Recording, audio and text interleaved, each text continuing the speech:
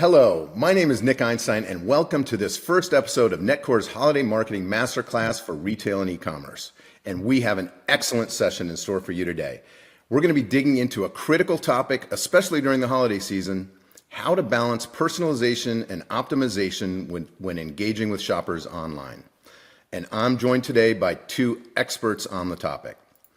Emily Pfeiffer is a principal analyst at Forrester Research, where she serves as a trusted advisor on commerce technology to digital business leaders across the globe. She's one of, if not the single most authoritative, insightful, and respected analyst in the space. Last year, she launched Forrester's coverage of commerce search solutions and published the first ever vendor evaluation in this extremely hot market. Her clients love her, and the vendors she covers find her terrifying, but not impolite. Emily, thank you for joining us here as a guest speaker today. That was amazing. Thanks for having me. We're going to be giving you guys a link to download some of Emily's recent research at the end of this session. And we're also joined today by Pavan Sondur, CEO and co-founder of Netcore Unbxd. Pavan co-founded Unbxd in 2012 and has grown it into one of the leading search and discovery platforms in the world.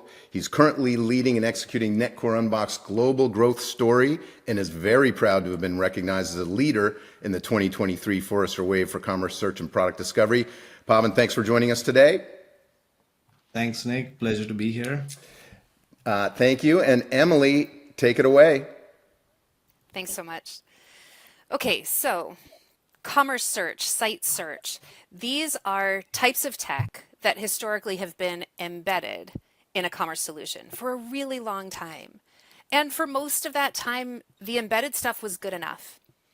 There were some standalone players, but mostly we were using solutions that were built on top of underlying tech provided by Solar or by Elasticsearch, but those solutions don't give you packaged, usable, kind of off-the-shelf search solutions that you have to build on top of them. So a lot of commerce providers were building on to these kind of underlying tech providers their own packaged solutions that had user interfaces and that were commerce specific. That's the other thing. There's search, where you're searching a corpus of information, and then there's commerce search, where you're thinking about products and services that humans are trying to buy. It's a very different experience that you're building for.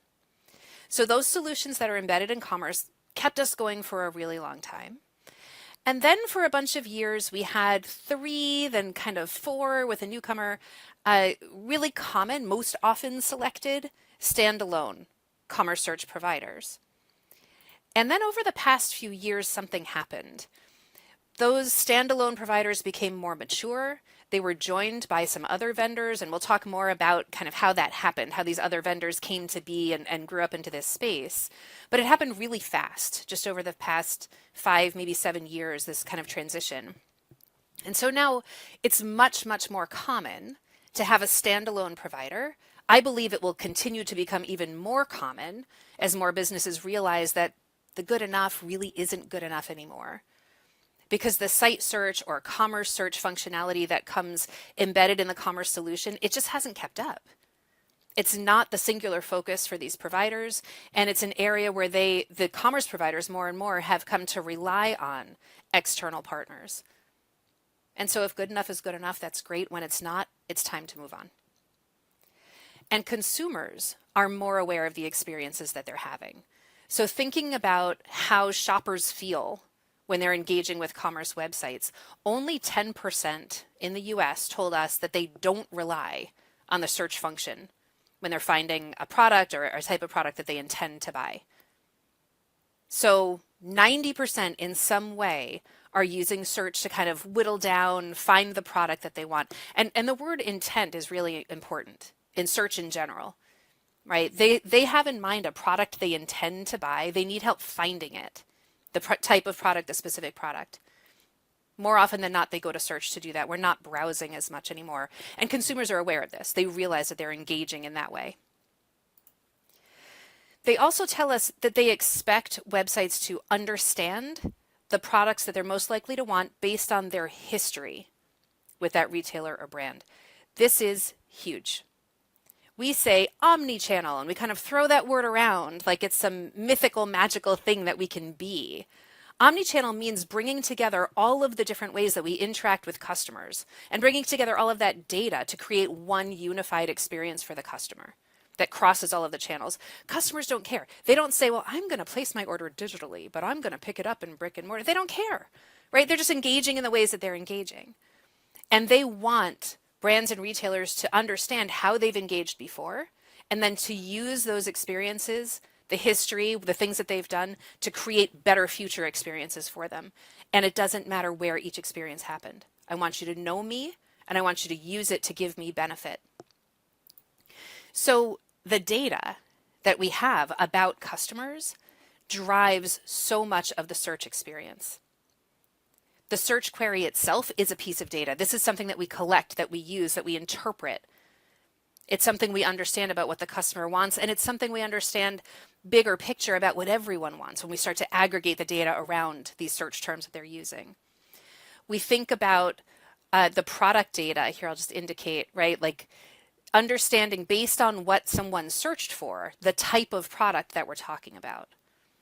The customer data, we were just talking about history, right? Maybe I really like the brand Ordinary and I've bought it in the past. It's going to come up sooner in my search results if we're doing a good job because this is a brand affinity, maybe. I'm more likely to buy that brand again. We use session data to understand what we've clicked on and what we might be likely to click on again or to add to cart again. There are inventory and data feeds and delivery information. All of that pulls from an order management system usually to understand what we have available and where it is and how and when we can get it to the customer. So we'll talk a little bit more about these data sources in a few minutes, but just keeping in mind the historical information and the fundamental data that we have and how all of that has to play into what seems like a really quick little experience. I searched for something, give me the results. It's really, we know, Pavan, right? It's not that simple. Okay, so we were thinking about history a minute ago. Now let's look at the current session. Again, customers expect us to understand what they want. So 40% here, it was 43% a minute ago. Negligible difference. They agree that they expect us to understand what they want, whether it's based on our history or whether it's based on what we've done in this current session. So I want to just take a minute and kind of see what that looks like. If I'm on a home goods website, I'm searching for furniture, and I just type in table, I'm going to get all kinds of things. I might see coffee tables, console tables, little side tables, giant conference room table. I mean, who knows what kind of tables I might get in my search results. I probably have a better idea than that, what I'm looking for, right? Most consumers are not looking for any table. They're looking for a specific application, a use, a room, something. Now, if in this session I had searched for dining chairs already, and then I type in table, and I'm not savvy enough to add dining table, I'm not really thinking that way. I know what I'm looking for. If the website's doing a good job of understanding what I'm looking for, suddenly my results make a lot more sense. Even though all I've typed in again is table, because I was just looking for dining chairs, now I see, I love the live edge, isn't that pretty? Now I see dining tables. Right? And this is suddenly so much more relevant to me and to my experience, even though I, as the customer, didn't do anything differently. The website understood. And again, customers expect that understanding. 40% of US consumers are savvy enough to understand that websites should get it. They should be smart enough to understand their intent, what they're looking for right now. So because that expectation is there, it's really on us at this point to start answering for it and to do a better job for our customers. Further, consumers are telling us that product recommendations on a website regularly lead them to buy something other than what they were looking for. So a minute ago, we talked about intent, right? That the product that I intend to buy, I use search to find the product I intend to buy. They're also saying to us, I can pretty easily be led to buy something I hadn't planned on buying, right? And what's behind these words is if it's good, if the recommendations are relevant to me, if they do a good job of understanding what I want and what I might like to buy. But more than a third are saying that recommendations regularly lead them to buy different things than what they had intended to, what they were actually looking for. So why are we talking about product recommendations in a search conversation? Here's why. The modern view of this market, what commerce search and product discovery, what that looks like now, is a convergence. It's the product of something that's happened over those past years, the 5-ish, maybe 7 years that I was talking about. So we used to talk about commerce search. It's the same thing as site search, right? It's the search capability on the owned website or app, okay? Commerce search was historically a little bit more limited. We could boost and bury different types of results. We could pin things into positions permanently. Don't do that much. Okay, but we could. There were certain controls that we had over the search experience, and it was really in those search results. It might not even have been within the category pages where we do merchandising. It was sort of limited to search results. I'm here to tell you that a PLP, a product listing page, any page on a website where you have a lot of products and you can click into the product detail page, any PLP should be personalized, it should be optimized, and probably it should be impacted by a search solution. I think the days of manual merchandising should be mostly over. There are some caveats, but they're exceptions. So the market kind of gets that already. And you can see that commerce search, which is kind of what we started with, has been joined by merchandising. So historically, we might have thought of merchandising as, what categories do I put my products into? How do I arrange them next to each other on my digital shelf? And folks with a history in retail think about merchandising like setting up a really beautiful window in my retail store, or the end cap at the end of the aisle, or on the physical shelf. How do I merchandise my products together? It's even, what do I choose to bring in? What will cannibalize? What will enhance the sale? What will be bought together, right? Those merchandising decisions. But this was very manual, and there was an art to it. And we don't want to lose the art. That's okay. Art is valid. And there are some times when you've got a merchandiser who actually does understand better than the machine. It is rare. It's really unusual. But if we're putting together some sort of fancy outfit, right, something that is a matter of fashion and style, and it's not an inherent similarity, I can see it. Most of the time, though, merchandising is about categorizing products and organizing the way that they're displayed on the PLPs. This is exactly what search is good at. And so these things are coming together. This is part of the solution now. We also see personalization. We're going to talk a lot more about that in just a second. But personalization in the context of which products are we showing to a customer? Is it personalized product listings? This should happen in search. It should happen in category pages. It should happen in other places too. And I'm going to jump over to recommendations. We were just talking about that. This usually happens outside of the search results experience, right? You might have the "you'll also like" kind of carousel. You might have ads popping up. You might get emails. It might be outside of the owned experience too. But those recommendations, as we've just seen, drive results. Customers recognize them. They're willing to engage with them. They believe, more than a third believe they're frequently tempted and buying something else that they hadn't planned to buy. That too is now frequently served by this commerce search and product discovery solution.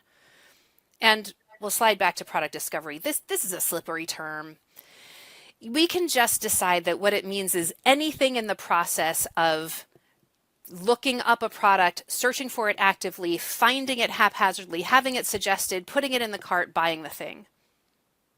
It can be very, very pre-purchase. It can include the educational process, a friend recommending it, seeing somebody using a product outside of advertisements or anything from a brand or retailer or other business. But that entire process is really important to all of the rest of it. What's odd about what's happening right now in the market around product discovery is that sometimes there's still an adventure of discovering something new. Sometimes, though, there really isn't a lot of discovery. It's more serving. We're being served the products that we're most likely to want, that we're most likely to buy. Okay, still, product discovery is what we're going to call it, and all of these things have come together now into this new converged market.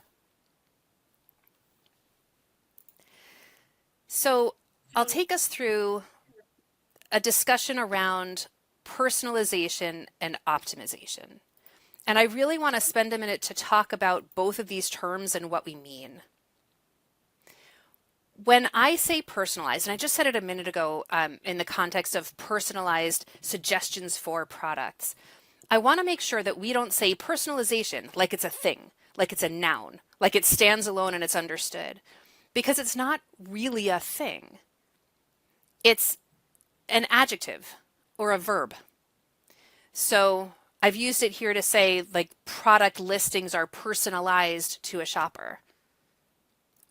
That's an adjective. They are personalized. We can personalize the search results to a shopper and to what they want, right? This is an action that we're taking, or it's a way to describe the results as being tuned to what the shopper needs. And that's a really important way to think about it, because people say, I need to do personalization, and that's not the best way to think about it. Lots of experiences in and out of search can be personalized. So try to think about it as something we do or results that have been, content that has been personalized. When we personalize something to a shopper, what we're doing is letting her feel seen. She's realizing, and we're seeing that from the answers that we get in these surveys of consumers, she's realizing that we've done work to make sure that her experiences is more, it's more about her, right? We've thought about her, what she likes, what she wants, what she's more likely to buy. And that feels good to a shopper, to feel like they're seen, as long as it's not creepy. There's a line, don't get creepy. But that personalized experience, consumers want it. They see it, they understand it, and it helps them feel seen as well. On the other side, there's optimization. And similarly, it's not a thing. Think about it as if we personalize to the shopper, we optimize to the business. Optimization prioritizes business metrics, not at the expense of the customer. But it's a way for the business to focus, boost, serve content that benefits them, rather than just thinking about what the customer wants. So I'll go a little bit deeper. I'll give you some kind of hard examples of how we can do these things. When we're personalizing to the customer's behavior or the customer's preferences, we just saw it a minute ago with the tables, right? A general listing of tables, when you just pull back results, gives you all kinds of tables. The dining tables was personalized based on the in-session behavior of that customer. So we would call that first-party data. That's something that we saw, and we could glean something about the customer's intent and then do a better job. But we also talk about zero-party data, and this is something really important to understand. Zero-party data means a customer knowingly and willingly gave it to you. So this might happen in the form of a quiz, right? If I'm buying gourmet food for someone, maybe I fill out something that says these are their allergies, or things that they can't eat because they have sensitivities. If I'm buying skincare, I might fill something out talking about my oily T-zone or how pale I am or something like that. I want to see results that are specific to me. And so when it's zero-party data, when it's really specific, it's terribly important that we use it. It's important that we collect and then respond pretty immediately to that need. Customers, not just consumers, customers in general are willing to provide it. So like a B2B example is fitment, compatibility, right? If someone says this is the type of car that I need parts for, we'd better only show them parts that work with that car. That's a guided selling experience. It's really similar. Quizzes, really similar. So zero-party data, I have knowingly and willingly provided it as a customer, and I need to see you use it to give me a better experience. Customers are willing as long as they feel like it benefits them. So think about downplaying products also. It's really easy to, we kind of get in our heads that you have to boost things and suggest things and help them discover things. But what about a customer who has shopped before and returned something? Do we keep the return reasons in a database somewhere that can impact what we show to that customer again when we're personalizing their experiences? Maybe we don't show them that product again, but maybe we also don't show, or as high, the products that have really similar attributes. Maybe that wasn't a good fit for the customer. So we can boost based on what we think they like, but we can also bury based on what we think they don't like or they're less likely to buy. There are lots of opportunities to really infer their behavior, see their behavior, and literally accept their preferences when they tell us. On the optimization side, okay, I get this call from my clients. I'll have retailers call me and say, look, I don't care what my customers want to buy. What about what I want to sell? That didn't used to happen. It's happening more and more. And there are reasons for that. It's tough out there right now. Everyone is really squeezed. So in addition to wanting to do right by our customer, which we do, we also want to make sure that we're protecting our bottom line, limiting costs, finding ways that we can improve things for our businesses. So optimization is all about the needs of the business. Maybe we're showing products higher in the results if they're overstocked near the customer. I know I've got too much of this. Would you take some? Right? Maybe we want to save on shipping costs. So we'll boost anything that's in close proximity to the customer. Maybe we'd like to show higher margin items higher in the listings. Our profitability matters, right? We want to kind of boost those up. So unlike personalization, these benefits are all on the side of the business that's selling the products. Okay, so these two priorities can be competing, they can be contradictory. The best way to think about this is to reconcile them within some sense of balance. And I think the healthiest way to do it is to prioritize that zero-party data first. If a customer knowingly and willingly told us something in any of those forms, a quiz, a profile, here's who I am, my preferences, that wins over everything. Then work on personalization in other ways within those results and try to optimize within the personalized results. Don't let optimization take over for the personalized work that we've done, because it would be to the detriment of not just the customer experience, not just the metrics in that order, but the overall feelings from that customer. Maybe they're less likely to come back again. Maybe our customer lifetime value or our frequency and recency or other metrics are hit by a negative experience that's really hard to measure in the moment. So optimize within personalization. And this is part of why, by the way, a modern standalone commerce search solution will get you farther.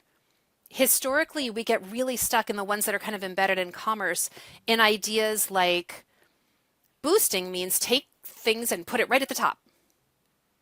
I don't want to see that. I want to see boosting mean we pepper them in higher, right? Burying doesn't mean knock it off the list entirely. It means just put it down a little bit lower in the results, because we don't really know precisely what will work.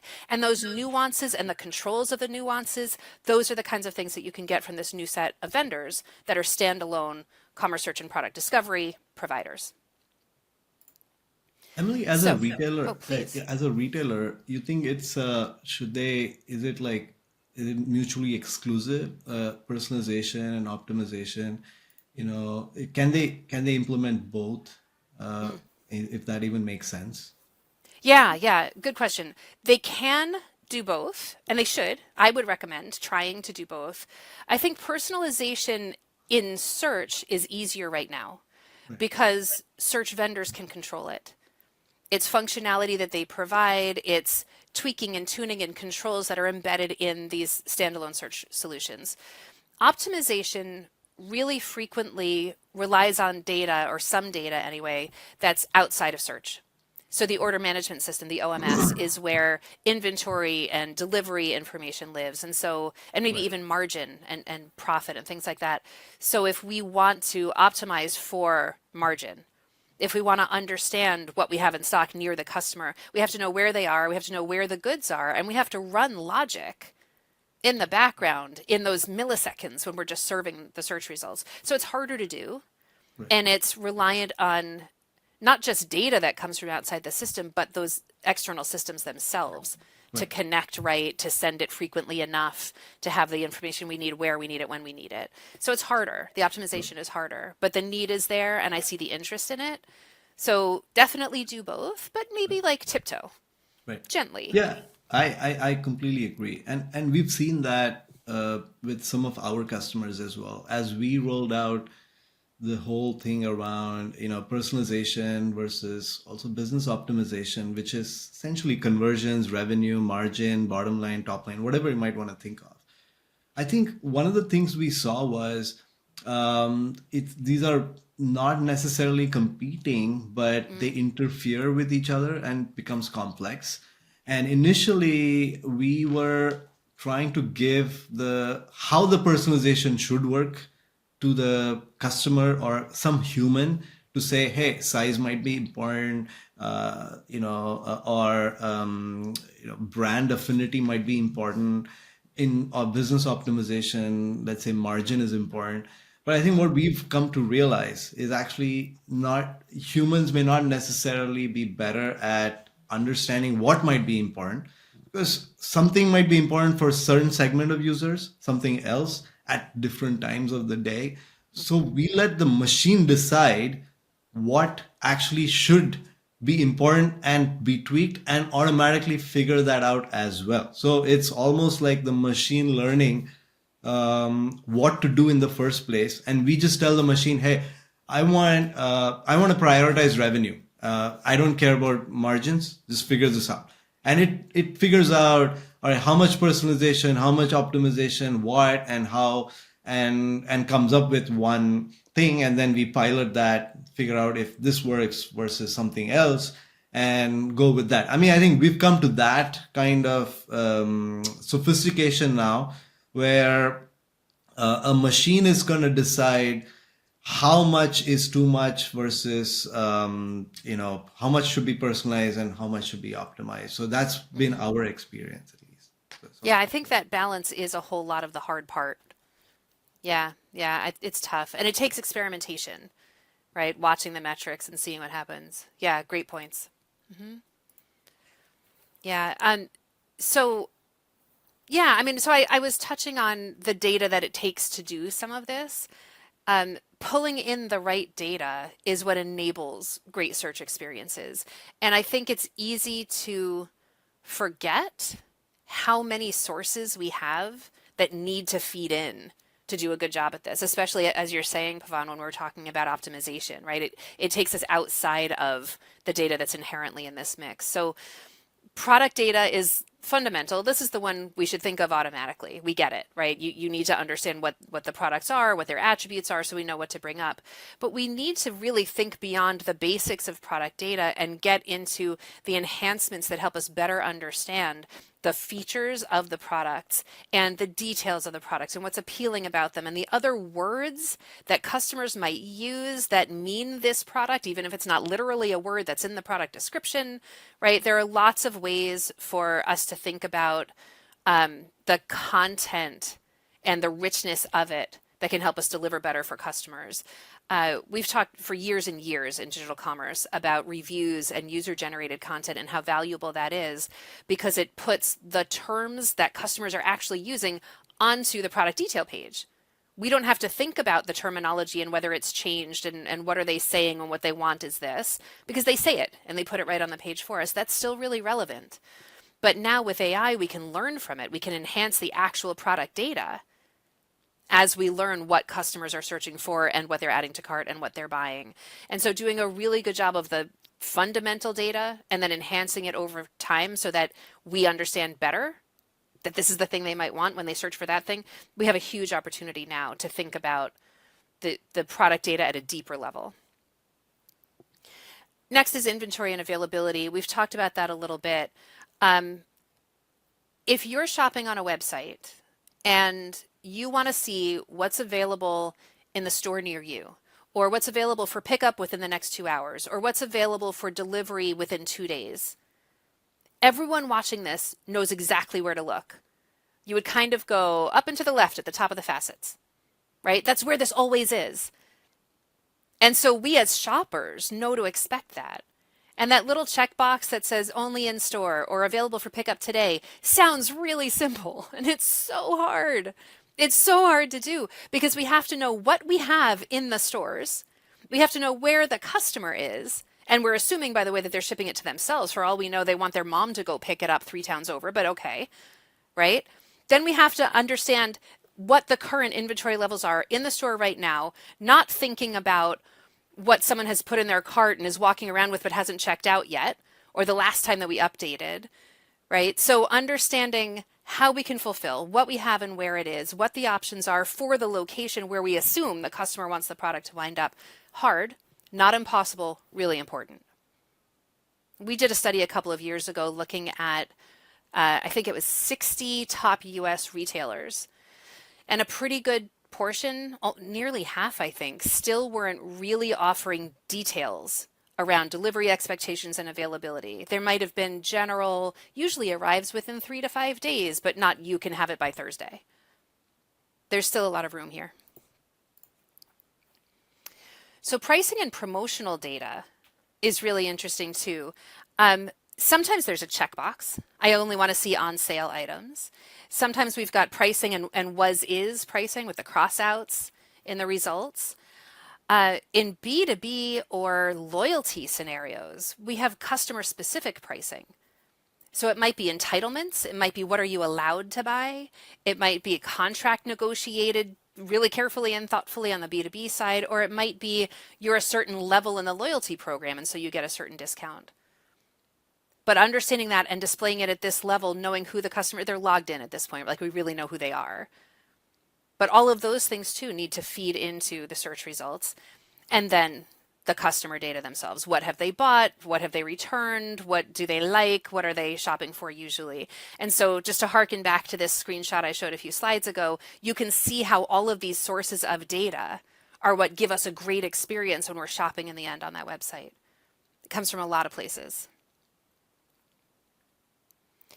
Now okay, it's very hot out right now where I am, but before we know it, we're going to be here. And my retailers are already they've been thinking about it for months. We're planning for the holiday season. We need to get ready. And in search, there's a lot that we can do to make sure that our websites are really prepared for the changes that come with holiday shopping. So the first one I want you to think about is seasonal changes in preference. So a customer that has shopped a lot for cotton sheets, they really like a nice, crisp, cool cotton sheet over the summer, might quite suddenly be looking for warm and fuzzy things. And if you recognize them and you go, I know your preference, you want those cotton sheets, you're going to lose that sale. Seasonal preferences change. We go from tank tops to long sleeves, right? I'm not kayaking anymore, I'm skiing. I'm not barbecuing, I'm making a soup, right? It's like thinking about vitamins and medicine is a little depressing. Everybody gets sick in the winter, but right, like what are the changes that we go through in our shopping preferences? And it might be that we need to weigh the changes to the season with the preferences we've learned about a customer. I've just told you how important it is to personalize, but it can't be at the expense of the right now, what's going on right now. So seasonal changes in preference. Number 2, behavior and mindset changes. So there are certain times of the year when we're bargain shopping, right? And this, I don't know, if you're shopping for yourself, are you more likely to splurge or bargain? It depends on the person maybe and how generous they are. But sometimes we're bargain shopping. Sometimes we're splurging. I'm more likely to spoil the people around me. So I splurge over the holidays, okay? Sometimes we want lower ticket items. Sometimes we're willing, we're going to all go in on something big for someone as a gift. Right? So we might be looking for pricier things than usual. So if you know that this customer is generally a bargain shopper and they're looking for things on sale, she might really change that behavior at certain times of the year. We might also be less sure of what we want. So remember that intent. I come to a website, I know what I want, I'm searching for the thing. When I come to the website the next day, maybe I'm looking for a gift and I have no idea what to get them. I'm going to start clicking on categories and browse around and look for ideas. Completely different behavior in my shopping. The knowledge of the products changes too. If I want something for myself, it might be a brand I know well already. It might be a product that I've researched.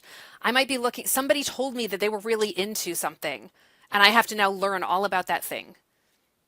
So my whole shopping process and my mindset has changed with the season. And now, maybe this is obvious, but it's so important to understand. I'm not shopping for myself anymore. We go from that personal preference to the recipient's needs. So a clothing brand that understands my size has no idea what I want right now when I'm shopping for my kid. Completely different. The things that I would always avoid maybe are not an issue for the person I'm shopping for. All of those interests, the preferences, even where I am, out the window. So this is where the in-session stuff becomes so important. Don't let the history erase what they're telling us right now with their behavior, if not literally, right? Let that really guide the experience for them. And they may not be logged in. It might be a website they've never been to before. It's terribly important. Remember optimization? If I don't know where you're shipping the thing, how can I know what's in stock there?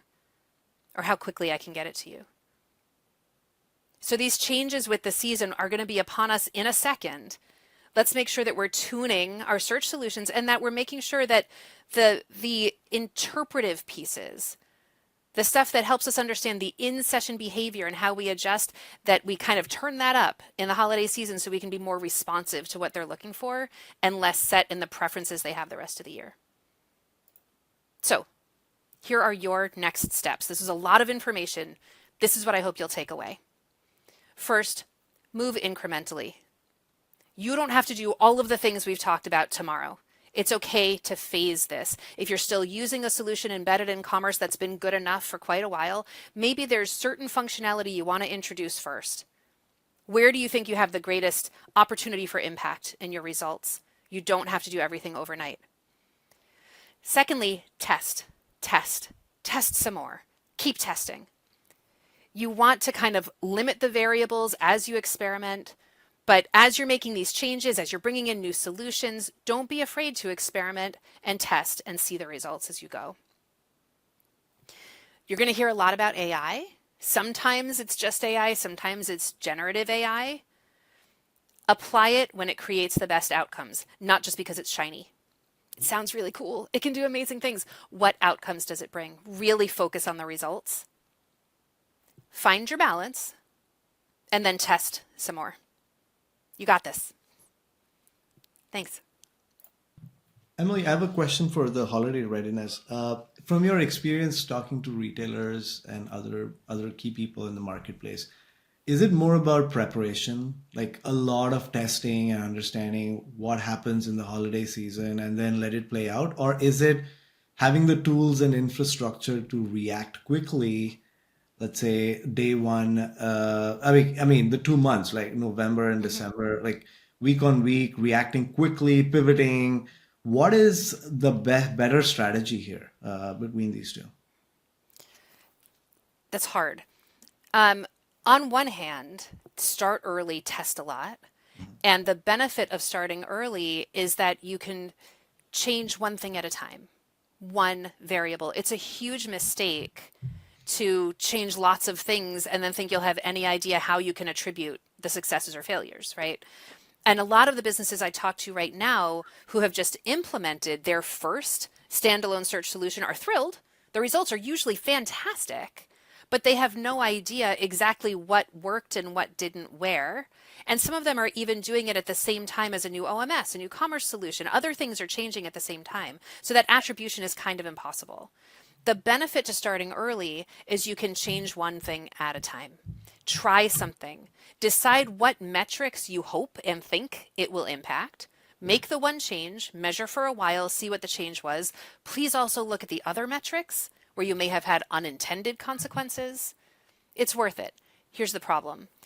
If you have a peak season, the traffic you've got right now is a fraction of what you're going to have during that holiday season. And all of the testing in the world, A, doesn't give you nearly as much data, and B, doesn't reflect that change in buyer behavior that you'll have during the holiday season. So while I do think starting early, really kind of measured and deliberate testing is very smart, it also doesn't replace a flip the switch, see what happens. I mean, take a chance, a little bit calculated risk. But there's nothing like trying something at peak season when you really have the data and you can see what kind of effect it has. Again, it's best if you limit the changes all at once. But yeah, so start early, but I think there's nothing that beats the holiday season exposure to all that data. If you can, talk to your vendors, talk to your partners, talk to your peers, and maybe even competitors if you can make friends. See what others are doing and see what works, see what's a little bit proven already so you're not just kind of guessing at it. But yeah, I guess my short answer was both. Yeah, that makes sense. Makes sense.